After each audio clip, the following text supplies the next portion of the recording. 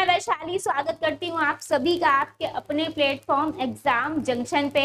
और अब बिल्कुल टाइम नहीं बचा है, सीटेट दिसंबर 2023 यानी बिल्कुल पास ही है आपका, ठीक है। क्योंकि बीच में दिवाली है, बहुत सारे फेस्टिवल्स हैं आपके, है ना, दशहरा है, दिवाली है, तो उसमें कहीं ना कहीं आपका टाइम जाएगा। और बिल्कुल आप जो है आपको पढ़ाई जो है बहुत अच्छे लेवल से करनी है, बहुत अच्छे से आपको सीटेट दिसंबर की तैयारी करनी है। अगर हम बात करें कि अभी अगस्त में जो आपका पेपर हुआ उसका रिजल्ट आप सभी ने देखा, रिजल्ट जो है वो काफी लो गया है, यानी बहुत ही कम बच्चे उसमें पास हुए हैं। तो अगर हम पेपर फर्स्ट की बात करें तो 24%, और अगर हम सीटेट पेपर 2 की बात करें तो सिर्फ 8% बच्चा पास हुआ है। यानी सोचिए कि कितनी बड़ी संख्या में बच्चे फेल हो गए। तो इसका रीजन क्या है? कुछ तो रीजन रहा होगा। साथ ही साथ अगर हम बात करें, देखिए अब आपके पास एक अपॉर्चुनिटी है दिसंबर की, तो दिसंबर में बिल्कुल आपको जी जान लगा देनी है। जिनका अगर पेपर अगस्त में जो हुआ था, अगर उनका रिजल्ट जिनका अच्छा नहीं गया है, यानी जिनका क्वालिफाई नहीं हुआ है, तो सीटेट दिसंबर में जान लगा दीजिए बिल्कुल अच्छे से। अगर हम बात करेंगे यहाँ पर, देखिए पेपर कोई भी किसी भी पेपर का लेवल अप और डाउन ये किससे पता चलता है? आपकी तैयारी से।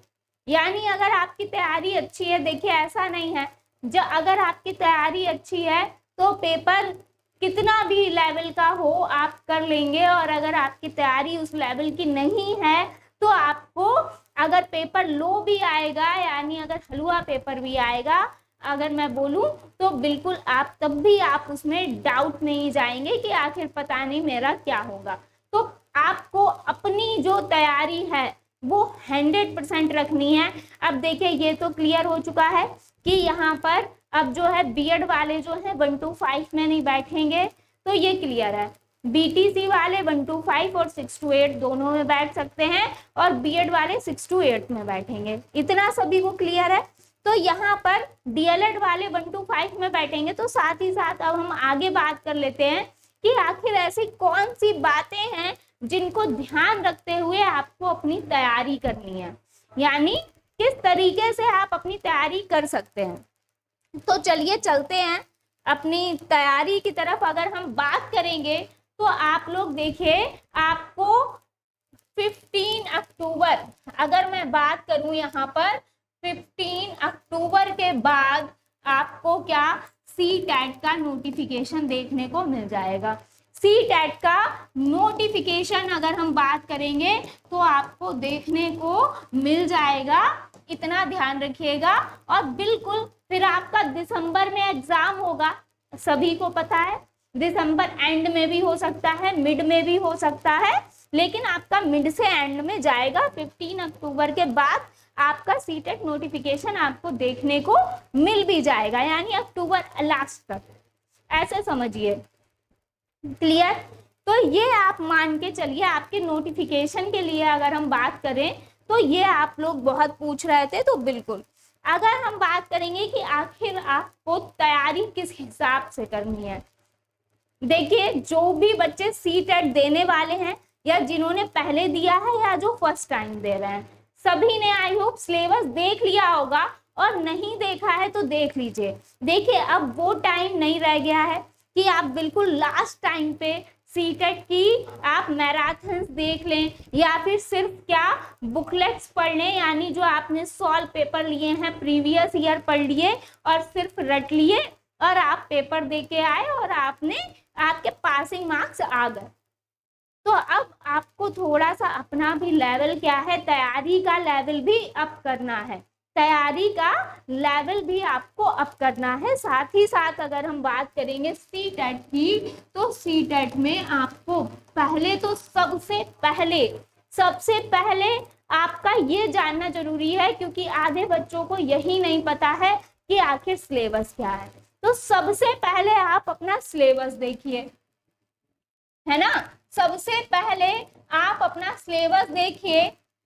अगर हम बात करें तो बच्चा क्या करता है, सीडीपी, हिंदी, इंग्लिश यानी संस्कृत जिसने ली है या फिर इंग्लिश ली है, साथ ही साथ आपका ईवीएस है ना, तो ये सारे आप पढ़ लेते हो। लेकिन क्या जो आपने चॉइसिंग सब्जेक्ट किया है ना, जो आपने चॉइसिंग सब्जेक्ट किया है, आप क्या ये सोचते हैं कि सीडीपी में हम बहुत अच्छे नंबर ले आएंगे या हिंदी में बहुत अच्छे नंबर आ ही जाएंगे, यानी हमारा क्वालिफाई तो हो ही जाएगा। बहुत सारे बच्चे ये रणनीति अपनाते हैं। देखिए, जो आपने संस्कृत लिया है या आपने इंग्लिश लिया है, उस पर भी फोकस करना बहुत जरूरी है। अगर हम बात करेंगे पेपर 1 की, अगर हम बात करें पेपर 2 की, तो वहां पे आपने एसएसटी लिया है या फिर मैथ साइंस लिया है। अगर सोशल स्टडी लिया है तो आपको 60 नंबर का सोशल स्टडी मिलेगा, है ना। अगर हम पेपर 2 की बात करें तो अगर आपने लिया है एसएसटी तो आपको 60 मार्क्स का मिलेगा। अगर आपने लिया है मैथ और साइंस तो आपको क्या यहाँ पे हाफ हाफ क्वेश्चन, यानी क्या 30 क्वेश्चंस मिलेंगे मैथ और साइंस के, यानी टोटल मिलेंगे 60 क्वेश्चन दोनों के मिला के। अब इसमें क्या है, क्योंकि सीटेट का पेपर है, हाफ आपकी क्या आएगी, पेडागोजी आएगी। तो आपको क्या यहाँ पर अपना जो आपने सब्जेक्ट चॉइसिंग की है, अगर हम चाहें पेपर 1 की बात करें तो आपने इंग्लिश या फिर संस्कृत ली है, तो उस हिसाब से आपको बेस्ट तैयारी करनी है अपने जो आपका सब्जेक्ट है। क्लियर। तो सबसे पहले तो आपको इन पे फोकस करना है। साथ ही साथ अगर हम बात करेंगे, सिलेबस आपको बहुत अच्छे से दे दिया जाता है, साथ ही साथ टॉपिक वाइज भी आपको क्लियर कर दिया जाता है। ऑफिशियल वेबसाइट पे सिलेबस है, तो बिल्कुल आप लोग देख सकते हैं। अगर आप चाहते हैं तो एक वीडियो में प्रॉपर सिलेबस की भी बना दूंगी। तो अब हम बात करेंगे, तो सिलेबस आपको सबसे पहले देखना है कि आखिर मेन सिलेबस क्या है। ये नहीं है कि प्रीवियस ईयर ले आए और आपने पढ़ना स्टार्ट कर दिया पेडागोजी और बात खत्म हो गई, ऐसा नहीं करना है। सबसे पहले आप सिलेबस देखिए। अगर हम बात करें तो यहाँ पर जो एनसीईआरटी बुक्स हैं, एनसीईआरटी बुक्स जो हैं वो आपके लिए रामबाण का काम करेंगी। यानी सबसे पहले क्या आपको फर्स्ट नंबर पे सबसे पहले आपको सिलेबस को अच्छे तौर पे देखना है, उसको एनालिसिस करना है कि आखिर क्या क्या कहाँ से क्या क्या टॉपिक हमें पढ़ने हैं। फिर हम आएंगे एनसीईआरटी पे। देखिए, सीटेट पूरा एनसीईआरटी बेस है, ये आप सभी को पता है। टोटल एनसीईआरटी बेस है आपका। क्लियर। तो आपके एनसीईआरटी से ही क्वेश्चन पूछे जाते हैं। तो यानी आपको यहाँ पर 6 to 8 तक की टोटल एनसीईआरटी कवर करनी है, यानी कहीं इधर उधर भटकना नहीं है, कहीं भी आपको इधर उधर भटकना नहीं है। टोटल 6 to 8 की आपको एनसीईआरटी कवर करनी है और आराम से कवर की जा सकती हैं, आराम से कवर की जा सकती हैं। और चाहे तो आप मैराथन्स भी देख सकते हैं एनसीईआरटीज की अगर, लेकिन एनसीईआरटी आपको जरूर पढ़नी है ना। बुक्स अवेलेबल हैं आजकल, ऑनलाइन एनसीईआरटीज अवेलेबल हैं, तो बिल्कुल आप डाउनलोड करके आराम से पढ़ सकते हैं। मैंने खुद पढ़ा था, मैंने ऑनलाइन ही पढ़ा था। ऑनलाइन में जो पीडीएफ आपकी डाउनलोड्स में आती हैं एनसीईआरटी, तो उससे आप बिल्कुल आराम से पढ़ सकते हैं। 6 to 8 तक की आप पढ़ लीजिए बिल्कुल एनसीईआरटी। आप कहीं इधर उधर भटकने की जरूरत ही नहीं है, यानी कहीं और से कंटेंट इधर से उधर से परचेज करने की जरूरत ही नहीं है कि ये पब्लिकेशन लिया दूसरा पब्लिकेशन लिया, नहीं। आप पब्लिकेशन यानी आप जो बुक्स लें, सिर्फ बुक्स किसकी लें, पीवाईक्यूज की, पीवाईक्यू और प्रैक्टिस सेट। ठीक है, प्रैक्टिस सेट और पीवाईक्यूज आप लें, बस यही आपके लिए हैं अगर बुक्स के रूप में हम देखेंगे। बाकी आपको एनसीईआरटी मतलब सीटेट की अगर प्रॉपर हम देखें तो लोग सीटेट का कंटेंट दे रहे हैं ओवरऑल, ऐसा नहीं है। आप बिल्कुल अगर आपकी इच्छा है तो आप कर सकते हैं, लेकिन इधर उधर भागने से अच्छा है कि आप टोटल एनसीईआरटी कवर करिए। साथ ही साथ पीवाईक्यूज और प्रैक्टिस सेट आपके लिए काम तो करेगा, लेकिन अब आप सिर्फ ये नहीं करेंगे कि आपने सिर्फ और सिर्फ आपने PYQ जो है वो आपने रट लिए, यानी अभी तक के आए हुए सारे क्वेश्चंस रट लिए, रटंत विद्या कर ली और चले गए पेपर देने। तो अब वो आपका काम खत्म हो चुका है, क्योंकि आयोग भी सतर्क हो गया है। आयोग को भी पता है कि क्या बच्चा PYQ रट के चला आ रहा है। बिल्कुल आते हैं, PYQs भी आपसे लगातार पूछे जाते हैं, प्रीवियस ईयर्स के क्वेश्चन और उससे रिलेटेड क्वेश्चन पूछे जाते हैं। तो यानी PYQs आपका किसमें काम करेगा, PYQ आपका किसमें काम करेगा, आपका कहाँ से कौन सा टॉपिक उठाया जा रहा है, कौन सा टॉपिक उठाया जा रहा है, और बस यही आपको पकड़ना है। यानी अगर आपसे क्या बुद्धि लब्धि के ज्यादा क्वेश्चन पूछे गए हैं, तो आपको क्या बुद्धि लब्धि का एक पूरा टॉपिक है वो आपको क्लियर करना है। क्लियर? जैसे अगर यहाँ पर समावेशी शिक्षा ज्यादा पूछा जा रहा है PYQs में, आपको पता चल रहा है कि अरे ये NEP 2020 ज्यादा उठा रहे हैं, तो आप NEP 2020 को ओवरऑल यानी शुरुआत से लेकर लास्ट तक आपको कवर करना है कि आखिर इसमें से कहीं से भी क्वेश्चन पूछा जा सकता है। ये नहीं है कि जो सिर्फ प्रीवियस ईयर में क्वेश्चन आए हैं आपने वो देख लिए, ऐसा नहीं है। आजकल अगर हम बात करें, कभी कभी ऐसा होता है कि RTE, NEP, NCF ये सब नहीं पूछ रहा है। क्या पूछ रहा है? कभी कभी यहाँ पर अभिकथन और कारण। क्या पूछ रहा है? अभिकथन और कारण। अब बताओ कि यहाँ पर जो अभिकथन दिया है उसका कारण सही दिया है या फिर नहीं दिया है। ऐसे क्वेश्चंस आपसे बहुत पूछे जा रहे हैं, ऐसे क्वेश्चन आपसे बहुत पूछे जा रहे हैं, और इसमें भी आपका बिल्कुल आपकी ये मानसिक तौर पे आपको चेक कर देंगे, बिल्कुल चेक करेंगे, है ना, कि आखिर आप क्या सोच रहे हैं। आपको तर्क विचार बिल्कुल अच्छे से करना है, और उसके लिए आपने देखिए DLED अगर आपने किया हुआ है, B.Ed किया हुआ है, DLED किया हुआ है, तो बिल्कुल आप ये चीजें आराम से कर लेंगे। क्लियर? यानी अगर आपने B.Ed और DLED में अच्छे से पढ़ाई की है, तो अगर आप वही बुक्स ना अच्छे से रिवीजन कर लेंगे तो भी आपकी ये सभी चीजें हो जाएंगी। आपको बुक्स जो हैं वो आपकी कारगर वो भी हैं कि B.Ed और DLED में जो बुक्स हैं। क्लियर? अब अभिकथन कारण वाले क्वेश्चंस आपसे बहुत पूछने लगा है, और साथ ही साथ ये है कि आखिर ये 4 ऑप्शन दिए हैं, इसे क्रम से लगाइए, या फिर ये 4 ऑप्शन दिए हैं, आखिर इसमें से A, B, C या फिर C, B, D, यानी ये आपको कैसे कंफ्यूज करने के लिए देता है। तो ऐसे क्वेश्चंस की आपको प्रैक्टिस करनी है, ऐसे क्वेश्चंस की आपको क्या ज्यादा से ज्यादा प्रैक्टिस करनी है। साथ ही साथ अगर हम बात करेंगे तो प्रीवियस ईयर्स क्वेश्चन बिल्कुल आपका एक एनालिसिस के तौर पे कार्य करता है, यानी आप जो एग्जाम है उसका एनालिसिस कर पाते हैं PYQ से कि आखिर किस तरीके से ये पेपर जो है पूछता है। जैसे कि रिसेंटली अभी अगस्त में पेपर हुआ है ना, तो अगस्त में किस तरीके से पेपर आया, अगस्त में कहाँ से क्वेश्चन पूछा, कहाँ से क्वेश्चन पूछा, है ना, और कहाँ से कौन से टॉपिक लिए, कौन कौन से टॉपिक लिए, तो ये सारे आपको एनालिसिस करनी है चीजें। साथ ही उससे पहले जो हुआ था आपका ऑनलाइन पेपर, है ना, जो आपका हुआ था ऑनलाइन पेपर, उसमें कहाँ से क्वेश्चन पूछे या कहाँ से टॉपिक उठाए, कैसे क्वेश्चंस थे, क्या लेवल था, ये सब आपको एनालिसिस करना है PYQ देख के, और उसके अनुसार आपको अपनी तैयारी करनी है, तब ही आप पास हो पाएंगे। लेकिन अब आपको सिलेबस ये नहीं है, ये तो एनालिसिस करना ही है, साथ में सिलेबस टॉपिक वाइज टॉपिक आपको चीजें देखकर जानी है। यानी आपको जो आपका CTET में सिलेबस दिया गया है उससे आपको एक भी टॉपिक छोड़ना नहीं है। ये नहीं है कि आपने एनालिसिस किया तो जो टॉपिक आया है सिर्फ वही पढ़ लिया।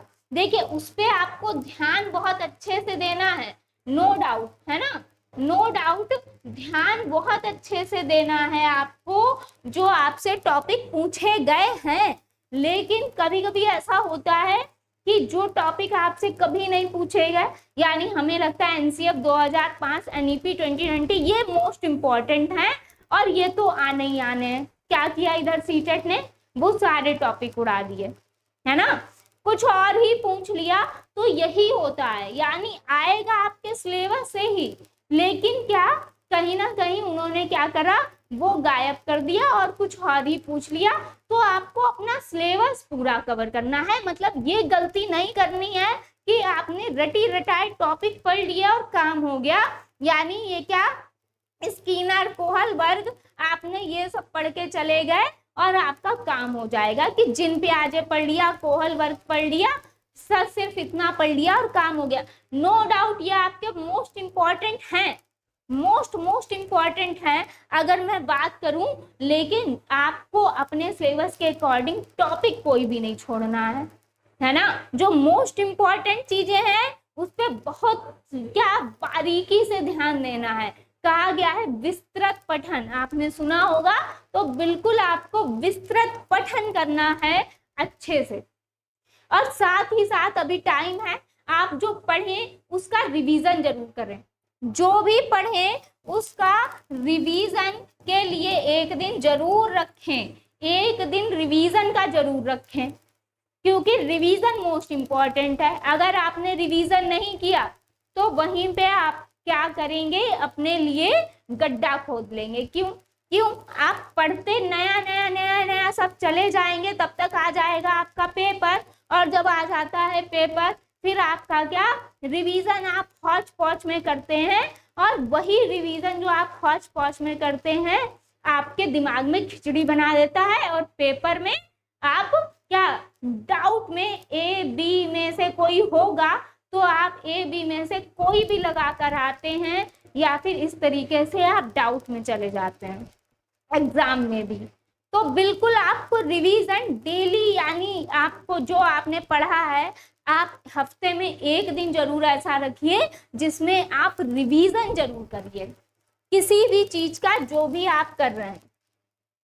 प्रैक्टिस सेट देखिए, जब आपका 1 मंथ बचे, है ना, जब आपका टाइम बचेगा तब आपके, जैसे कि अगर आपके एग्जाम में जैसे आपका नोटिफिकेशन आता है उसके अनुसार, जैसी आपकी एग्जाम डेट आती है दिसंबर में, तो उसके अनुसार आप 20-25 दिन पहले से आप अपने प्रैक्टिस सेट ताबड़तोड़ लगाइए, यानी फिर आपका तैयारी का टाइम जा चुका होगा। प्री बाई क्यूज आप अभी से लगा सकते हैं सिलेबस के साथ साथ में, क्लियर। और प्रैक्टिस सेट जब आपकी पूरी तैयारी हो जाएगी, यानी तब तक आपका क्या नोटिफिकेशन भी आ जाएगा, तब तक आपको डेट भी आ जाएगी आपकी कि आखिर एग्जाम कब होगा, तो उसके अनुसार आप अपने प्रैक्टिस सेट जो हैं आप 20-25 दिन जरूर दीजिएगा, और सिर्फ तब क्या करिए, टाइम लगा के प्रैक्टिस करिए, रेगुलर प्रैक्टिस, सिर्फ और सिर्फ प्रैक्टिस टाइम लगाकर तब आपको करनी है, और बस सिर्फ ये करना है, यानी तब आपको क्या प्रैक्टिस पे ध्यान देना है, और यही आपको बिल्कुल सफलता का मूल मंत्र है आपके लिए। और यही आपको बिल्कुल, अगर आप 130 प्लस कह रहे हैं तो बिल्कुल 130 प्लस आपको दिलाएंगे, है ना, बिल्कुल दिलाएंगे अगर आप इस रणनीति से पढ़ लेंगे तो। लेकिन आपको ये रणनीति फॉलो करनी होगी, मेहनत करनी होगी बिल्कुल, क्योंकि आजकल देखिए मेहनत के बगैर कुछ नहीं मिलता। आप ये सोचें कि एंड के टाइम पे सिर्फ पढ़ लेंगे, देखिए बहुत लोग कहते हैं कि हमने तो सिर्फ 5 दिन पढ़ा और सीटेट क्लियर कर लिया। तो सीटेट क्लियर करना नो डाउट बहुत आसान है, मुश्किल नहीं है, लेकिन उसके लिए सही रणनीति होना ये बहुत जरूरी है। तो अब आई होप आप लोग समझ गए होंगे, तो ये आपके लिए बेनिफिशियल वीडियो हो सकती है। तो फटाफट से आप लोग अगर मेरी रणनीति से चलेंगे तो बिल्कुल अच्छे मार्क्स आपको गेन होंगे आपके, बिल्कुल सही है। दिसंबर आपका बिल्कुल अब जो है आपको जोर लगा देना है, जो अगस्त में हुआ है उसको भूल जाना है। चाहे आप फर्स्ट टाइम दे रहे हैं एग्जाम, चाहे आप सेकेंड टाइम दे रहे हैं, जो भी हुआ है पीछे बिल्कुल भूल जाइए। ताबड़तोड़ तरीके से दिसंबर में लग जाइए, क्योंकि आगे दिसंबर का जो आपका एग्जाम है अगर वो क्लियर हो जाता है तो आपके लिए बहुत दरवाजे खुले हुए हैं, है ना। और जिनका सीटेट क्लियर हो चुका है अगस्त वाला या फिर उससे पहले से जिन लोगों का क्लियर है तो वो आगे शिक्षक भर्ती की तैयारी पे ध्यान देंगे, शिक्षक भर्ती जरूर देंगे। बिहार में देखिए फॉर्म आए हुए हैं, बिहार में शिक्षक भर्ती है तो उसे अप्लाई जरूर करेंगे जिनका सीटेट क्लियर है। तो चलिए मिलते हैं नेक्स्ट सेशन में नेक्स्ट वीडियो के साथ, नए अपडेट के साथ। फटाफट से जो चैनल पर नए हैं जरूर चैनल को सब्सक्राइब कर लीजिएगा, बेल आइकन को प्रेस कर लीजिएगा। मिलते हैं नेक्स्ट सेशन में, बहुत बहुत धन्यवाद।